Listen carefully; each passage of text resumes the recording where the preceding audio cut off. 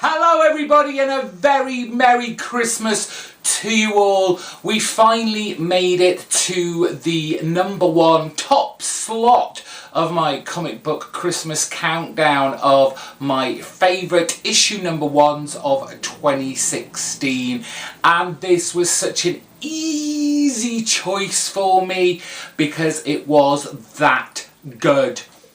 It's Black Monday Murders. Jonathan Hickman and Tom Coker take, and I love this about comic book creators, where they've taken a kind of true life event and then put their kind of warped twist to it, giving it a kind of evil, dark undercurrent of just pure nastiness, because it is a nasty book, but it's nasty nice at the same time. What Hickman has done is he's taken the stock market crash of 1929 as its foundation, and then he takes the reader through a kind of historical journey of the financial market of not just America but worldwide. Now, I know that might sound incredibly boring, but when you add a kind of dark cabal and occult leanings, then suddenly it becomes very dark and menacing, and conspiracy theories abound. And this book has got it in just shed loads. It's a fantastic tale. It's another of those books that you spend a great deal of time reading, not just because it's a fantastic book and you want to just soak up it all, but much like AD After Death, Scott Snyder and Jeff Lemire's book, there is a lot of backup material. There's a lot of text to read in here, and that isn't a bad thing because it adds so much. There is this kind of idea of, I don't think it's specifically alien, but there is this almost alien type language, almost probably demonic. And we have this idea of all these different kind of houses and who controls what, and of course it's all kind of like the big banking names, and we even get like a chronology order of who's been in charge of these separate houses, and that they have there are kind of like these four main people who are driving the financial markets, making them rise, making them drop at their whim. You have one called the Watcher, the Attendant Seat, the Scales, and the Stone Chair, and these people seem to be kind of like the main people. And so you have all this fantastic back matter, but at the same time you also have obviously this gorgeous art from Tom Coker.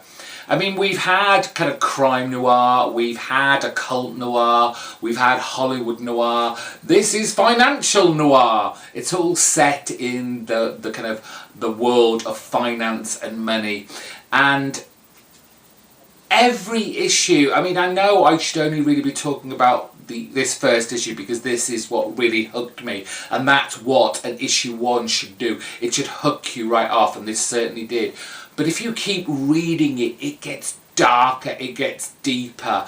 The devious kind of plots and plans that are going on in the background just get more evil, and you almost start believing that this could actually be true. There is so much kind of like fact-based matter to this that you end up going, well, what if these people are actually real?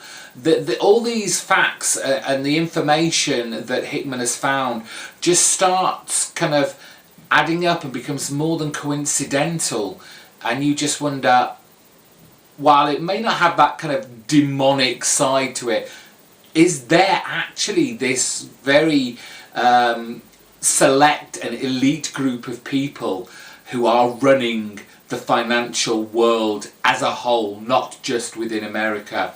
Tom Coker is not an artist I'm familiar with, but if you are familiar with Sean Phillips, Ed Brubaker, Sean Phillips, I always put their names together, you will kind of recognise that kind of style. It's very dark, it's very brooding, it's very atmospheric. It captures the time that they're in. That there's an authenticity about the book that just kind of bleeds from the page. I couldn't recommend this book more for anyone who wants something intelligent, something thought-provoking, and above all, something incredibly entertaining to read, and that you're not just going to flip through and it's read in like 5 or 10 minutes and then you kind of throw it in your long box and forget about it. You're going to come back to this time and time again.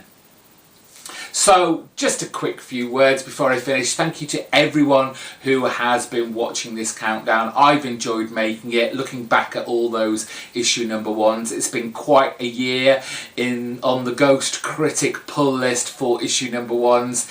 He tried to rein it back in towards the end of the year, but there were still some books out there that were dragging me in and saying, Mark, buy me, and so what did I do? I bought them.